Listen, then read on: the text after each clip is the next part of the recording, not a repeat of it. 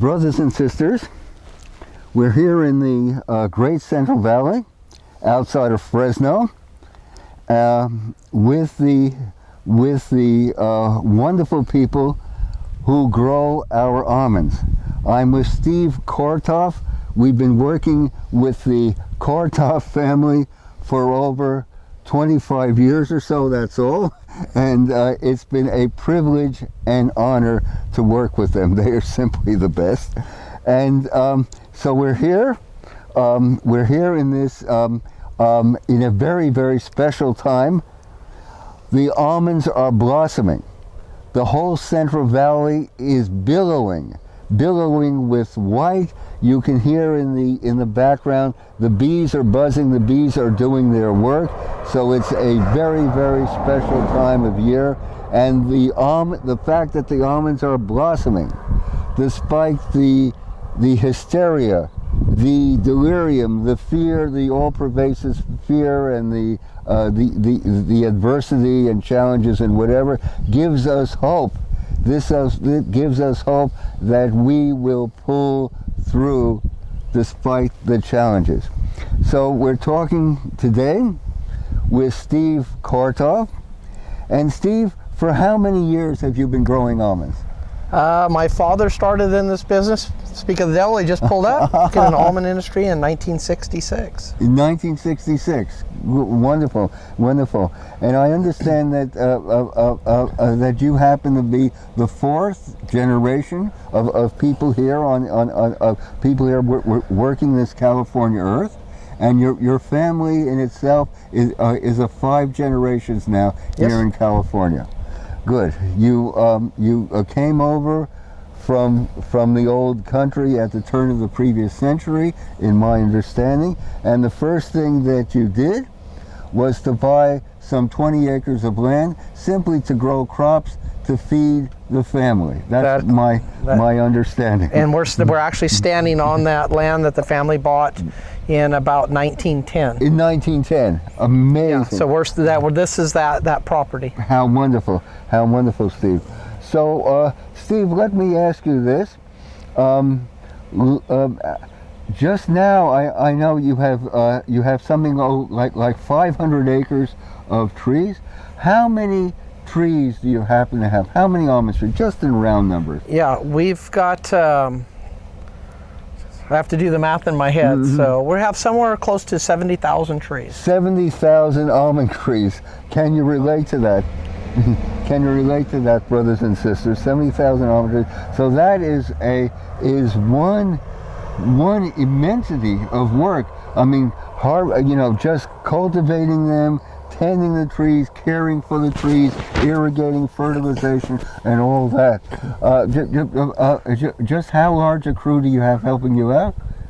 We've got, on the farming operation, we've got 4 full-time employees. And then during the season, then we have a few more, especially during harvest. Especially during harvest, right. And the harvest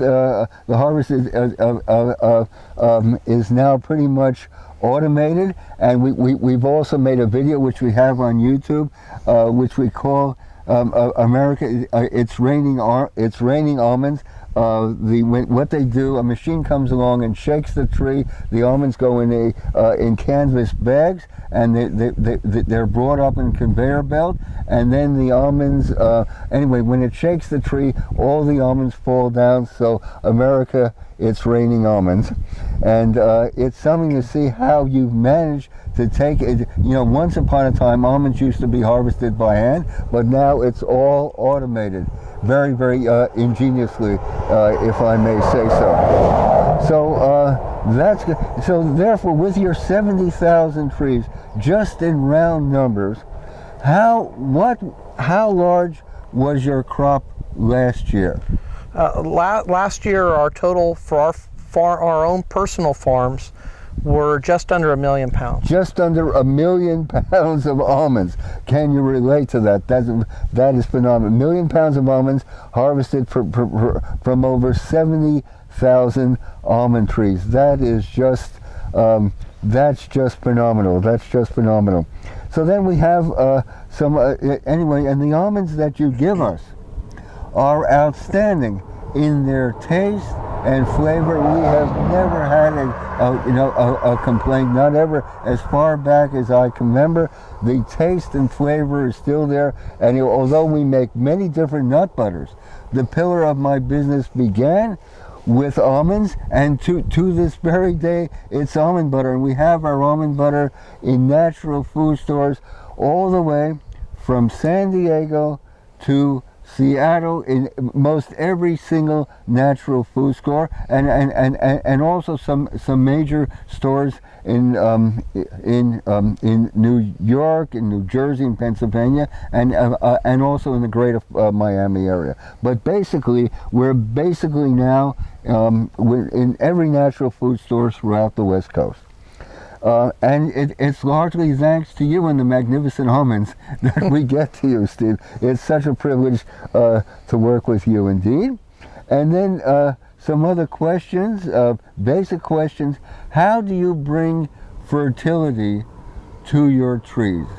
Yeah. We utilize compost.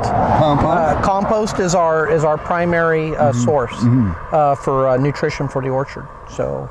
Do you make your own compost?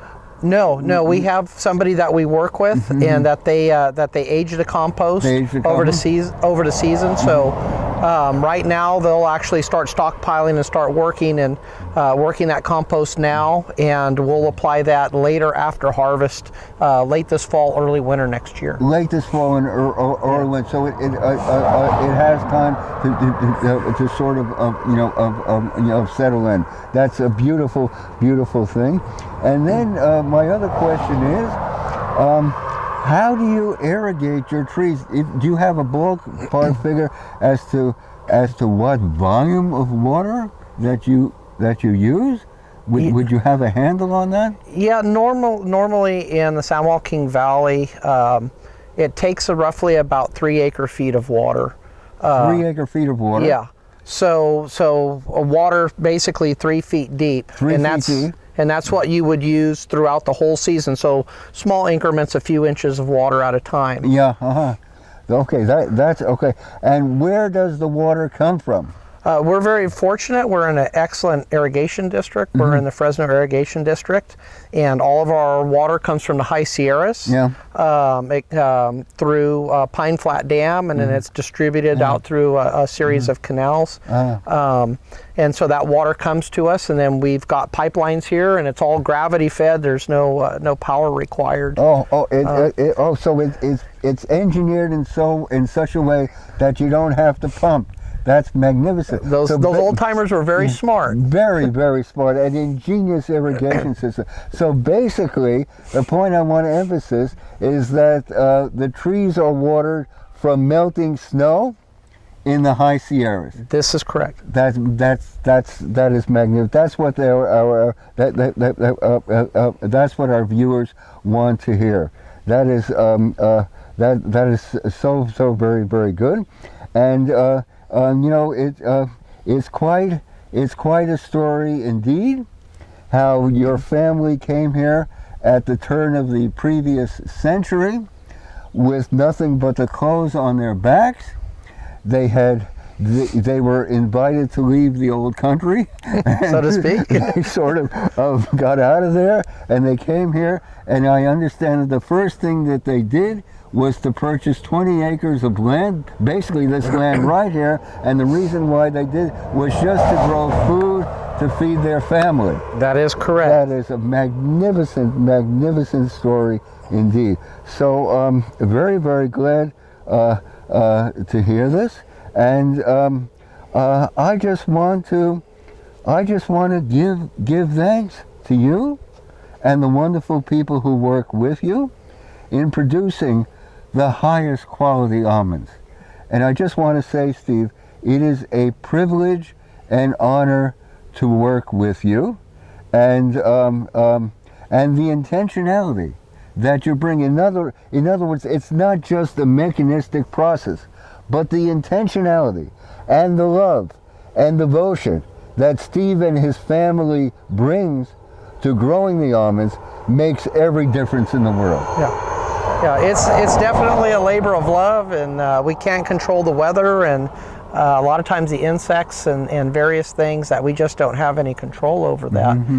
And we do what we can, and you know, we try to mitigate our risks where we can, and put in the hard work and the hard efforts. But I'm really probably not the person that should get any thanks, because I'm the packing house guy. I run the packing facility, and I do some of the marketing, and I do a lot of paperwork and research in the office for the farming operation. But my dad's really the guy who built the almond,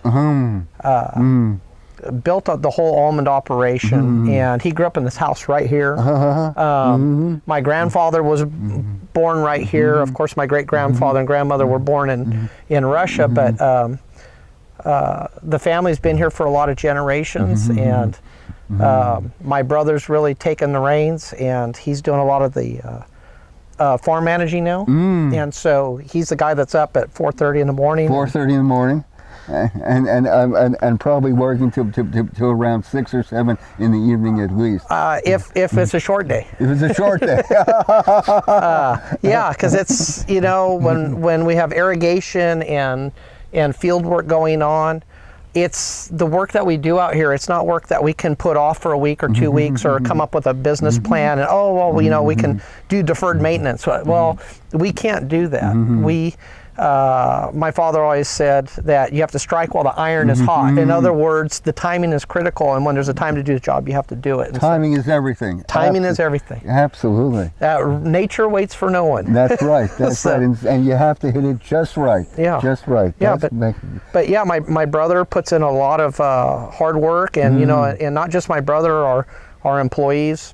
Most of our employees have been with us for decades, and you know, my sister, she puts in a lot of hard work at the office. You know, she's taking care of the ranch office and taking care of the things, and just the paperwork and the regulations that we have to deal with, even though we're organic, it's a full-time job. You know, just constantly filling out, you know, different paperwork and all these different things. It really is a different animal than it was when I was a kid. And definitely for sure when my dad and my grandfather, you know, the amount of paperwork that they do in the office now is probably, you know, in a week or two is probably more than what my dad, when he first got started in the 60s, what he had to do in a whole year. So yeah, I could imagine that. Right. Yeah. Right. So, you know, these are challenges that you know, my kids are going to have to face when they, you know, if they decide to stay in the farming business. And you know, things are constantly changing, and you know, some of the things like blockchain technology for tracking foods and you know, using that to ensure the integrity of organic is all wonderful things.